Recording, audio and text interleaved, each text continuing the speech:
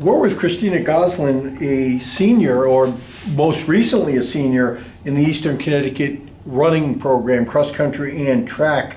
Christina, you just finished out your career. Talk a little bit about how the final season went, the outdoor season for the team in general.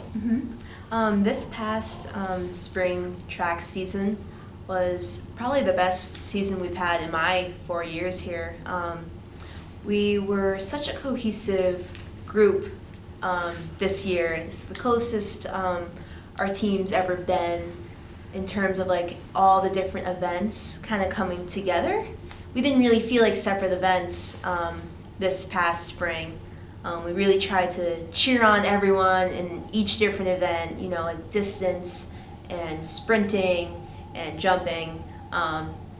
We would all just kind of help bring each other up in practice and at our meets, and it really showed. I mean, we had some great performances this past spring, and we brought the most athletes we've ever brought to New England and, you know, competitions after just our LEC conference. I mean, that's a pretty big honor to have athletes qualify for these even bigger meets with even greater competitors in different divisions over like more than D3, D2, D1. So that just, it meant a lot to me to see the team just progress over these past 4 years and to kind of end on such a great note and see the program just continuing to get bigger and better and with better performances with each year that it's continuing. Well, we didn't really talk about this, but you were a captain for cross country and for track.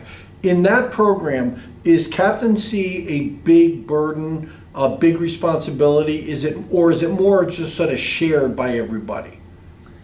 I'd say, I mean, captains I think are very important for especially the track team because it's such a bigger team than cross country, and captains kind of help like communicate info from the coach to the team, and like the different events. You know, there's kind of like a captain almost for each What event, it sounded or kind of like yeah. an overseer. The jumps, the distance. Yeah, exactly.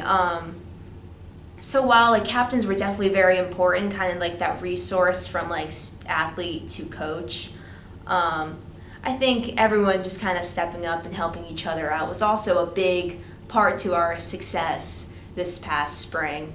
I mean, any advice or information that you could give to another athlete, like everyone was just kind of helping everyone and like cheering on everyone at the meets. You know, it's just really cool to see everyone come together this past spring. Isn't bonding away from the track important in the track and field program? Because at practice and at meets, every group is sort of on its own. Mm-hmm. So you don't really intermingle that much with maybe the throwers or the jumpers, right? Oh, yeah. So away from the track, is that where you sort of build up the camaraderie? Oh, yeah, I would say so. You know, like getting together like after practices, or like going to team breakfast, like doing things like that, you know, I found really contributed to like how our group was or how our team was like as a group.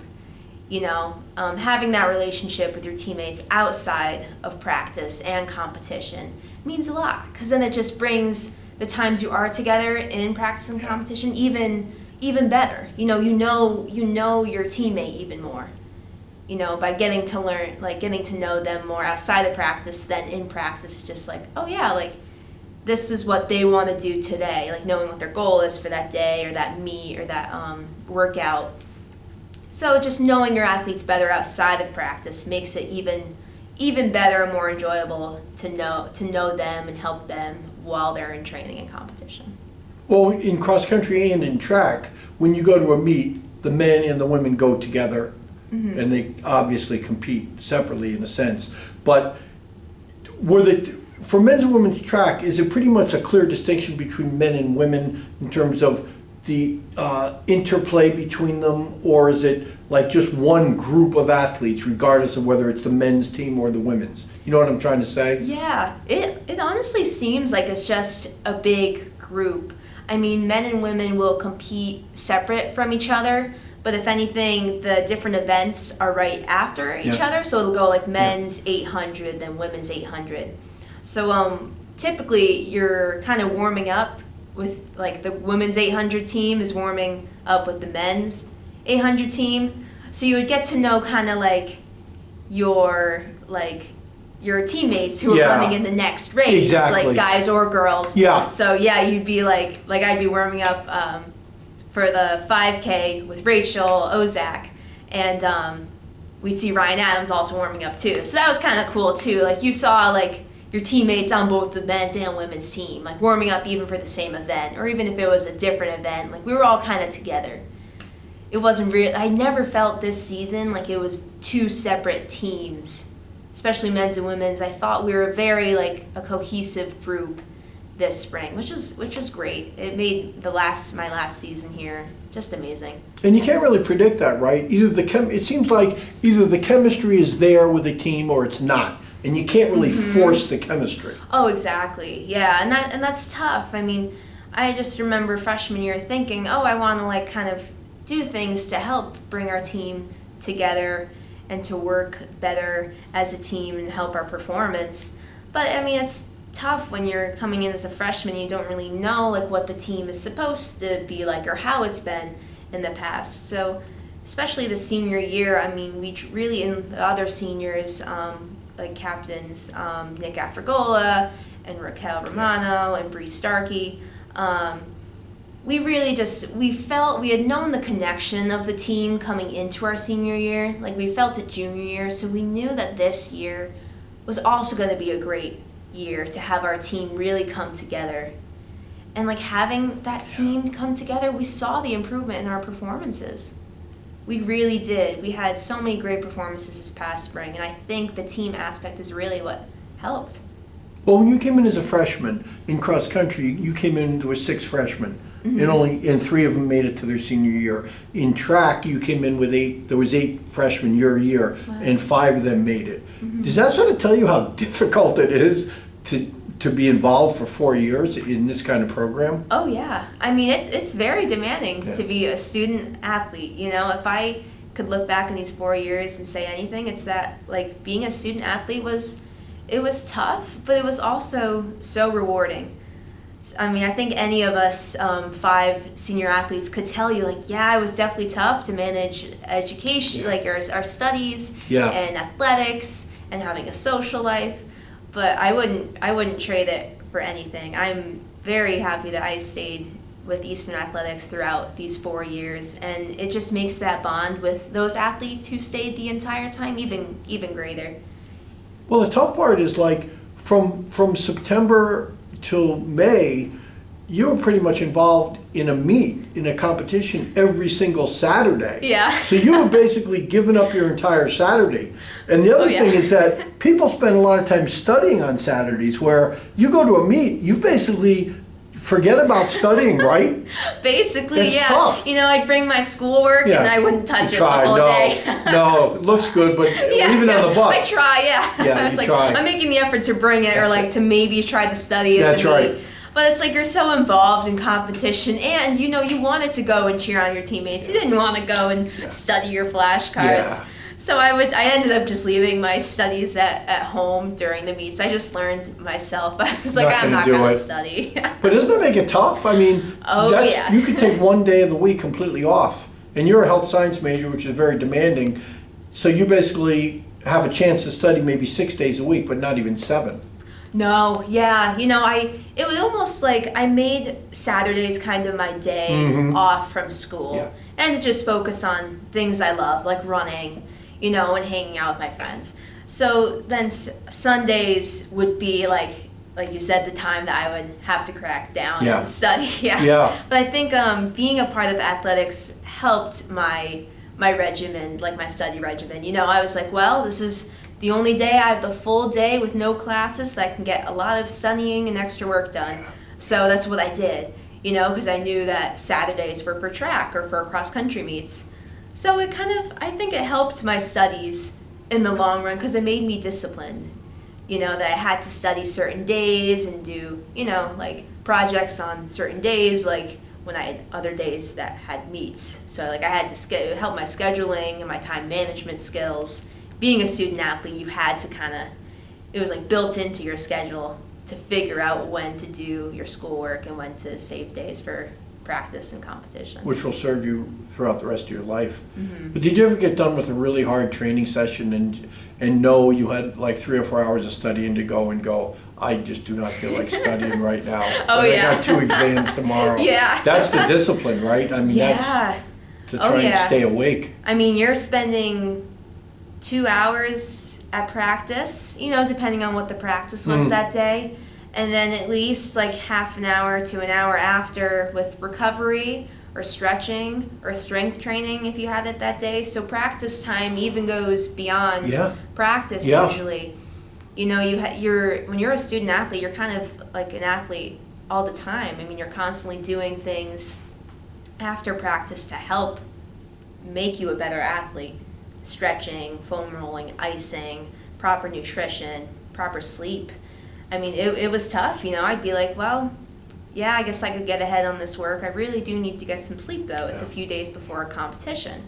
So it definitely taught me a lot about time managing and what was the best for my athletic goals and my education goals.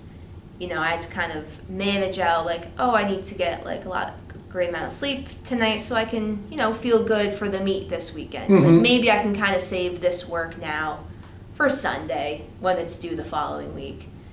So, yeah. Did you ever get to the point early in your career where you just said, I can't compete 3 seasons. I can't compete virtually every day from September to May. Maybe I need to cut something out? Yeah, I mean, I had those thoughts, especially starting as a freshman. I had never ran outdoor track before. I played softball back in high school and middle school. So I remember thinking after I finished cross country and indoor track my freshman year, being like, I wonder if I can even physically run 3 seasons. I had never known if my body was capable of doing that. So I remember thinking maybe I'll take this spring season off and just try again sophomore year. But then I was like, you know what, let's try it. Let's see how this season goes. Let's see if my body can handle running 3 seasons of running in a row. And it ended up being fine. And I continued to run in the summer, and then the following 3 years I did all 3 seasons. So I'm glad I took the chance to, at least try out running year round. And I found I was able to do it. So I'm really happy I stuck with it. You stayed relatively injury-free for your 4 years, but that really wasn't a coincidence, right? I mean, you put a lot of effort into making sure your health was there. In what ways? You know what I'm saying? In terms of nutrition and stretching and all that kind of stuff. Yeah, I mean, that was tough, and that's something I gradually learned over my 4 years being here. I mean, coming in as a freshman, you're not too sure, like, how your body's going to handle certain training, especially the training of college running. Yeah. I mean, it was vastly different from high school. So I kind of just learned from the older athletes too, and from coaches, like what the proper ways were to recovery. I'd go and foam roll at the athletic trainer's room. Then I eventually got my own because I figured, the training room isn't open all the time. And I gotta go and foam roll that night. I can't walk to the trainer's room if it's not open. There's my excuse not to do it. The exactly. Yeah, like, I can't do it tonight. I'll just go tomorrow. Then I don't have time tomorrow to go, so then I save it for the next day. But then I eventually was like, well, I'm getting really sore and I'm not able to go foam roll at the trainer's room, so I bought my own. Strength training was a way I helped stay injury-free. I had an injury back in high school, and we didn't do a lot of strength training then, so I found once I got better and I got into college and we started doing more kind of lightweight, more reps work, that really helped strengthen my muscles to handle the level of competition we were doing. We were competing at such high levels with such great teams in our LEC conference. I was like, there's other ways I kind of have to like strengthen my muscles so they can be prepared for the amount of training we were doing, so that you wouldn't get so many injuries. Yeah. And then proper sleep and nutrition is also very important. I mean, sleeping allows your body to recover more so you can compete to your best ability the next day. And nutrition, refueling your muscles, giving your body enough fuel to go out and perform the amount of hours we were out there training and strength training after was also very important. I think that's very overlooked by a lot of athletes is the nutrition aspect, Oh yeah. right? Mm-hmm. Like how that can really help your performance. Yeah. And you sort of yeah. really, you sort of went after that. Yeah, I experienced it a lot myself. I mean, I had a few races where I wasn't able to eat enough for breakfast or just didn't even think of it. And I saw it in my performance that I wasn't able to really compete at the level that I could by not properly fueling my body. I mean, that's with running, it's not a very skill-based sport. I mean, it is to the sense of you run a certain pace and you hold that pace, you train. But other than it's not more of a skill soccer where you're doing drills and performing skills that'll help you in performance. I find that nutrition is kind of our skill where it is it's what is going to help us in competition. Fueling the night before, fueling the morning of, and throughout the day if you're competing later in the day, just knowing that you've given your body the ability to go out there and perform the best you can. Because if you're not properly fueling, then you can't perform to your full ability, to the full extent you could have if you properly, fed yourself the day before and morning and day of. Well, was that sort of trial by error with you? Oh yeah, for sure. And every athlete's different. I'm just getting, enough carbs and protein and different fruits and vegetables, kind of just a well-rounded diet I found was the best for me. Getting in enough carbohydrates that night before and morning of, because that's our primary source of fuel as runners is carbohydrates, and protein helps rebuild muscle after you've performed too. So it really is different for everyone, but I found that really helped me in my running. I found when I properly was fueling my body, I performed better. So the team didn't really stop at McDonald's or anything on the way home? No? No. Just Chipotle. Well, that's good stuff. Yeah. That's not bad. Yeah. Right? Especially after, yeah. Afterwards. Yeah. Do you think everyone on the team, well, let me ask you this in terms of the nutrition aspect, was that something that coaches and teammates had talked to you about to get you involved in that aspect of it? Yeah, we had always kind of learned the basics of nutrition. Coach Menizza brought it that through preseason and stuff. We got handouts and stuff of what we should be eating. It's just kind of the individual aspect, what works best for each individual. Most importantly, kind of what you eat right before your competition. So it is a little trial and error for each athlete, knowing what is going to work best for them, what's worked in the past, what maybe hasn't, what's upset their stomach that they're not going to eat right before.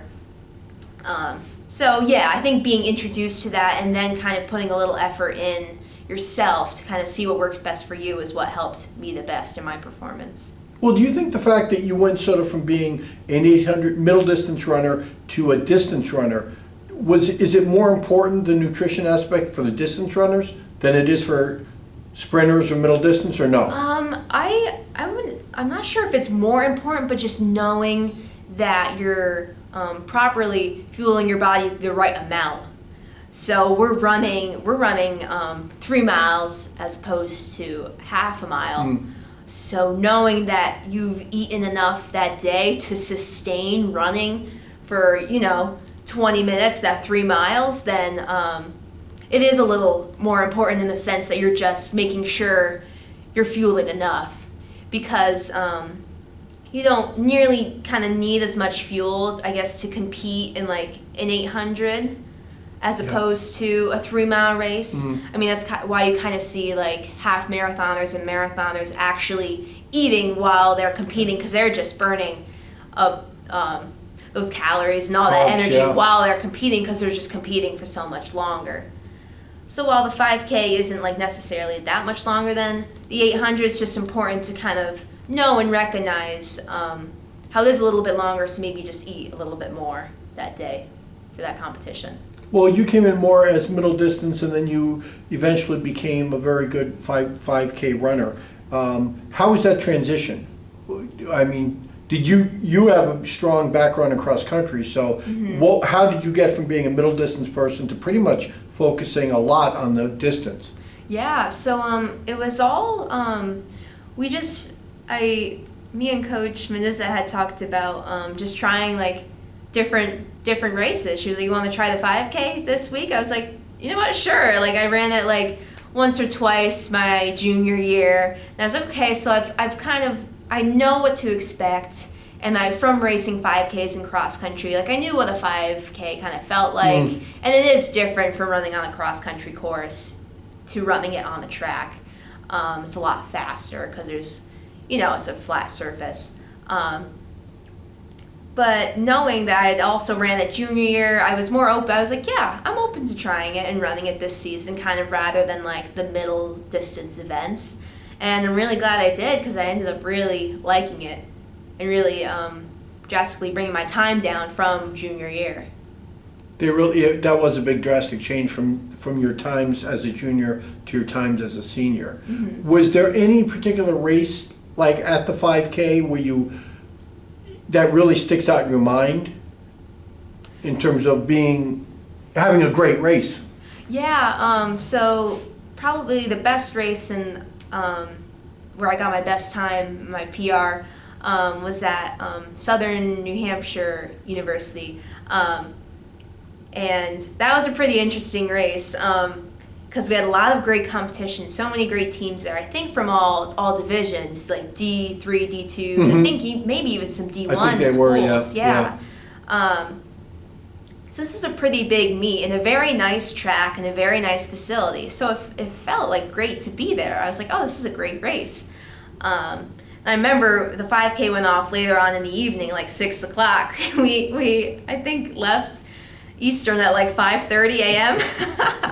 So when you talk about all day, like we were gone. A lot of food. We had to wait we had to wait all day to race. Me and Rachel Ozak. So we were hanging out all day, cheering on our teammates, just stretching, foam rolling. I like to go out and run a little bit, and then foam roll, and then go eat lunch, and then go watch my friends race. It's kind of like it's a whole day event, and sure it becomes a lifestyle really when you do it for a few years. So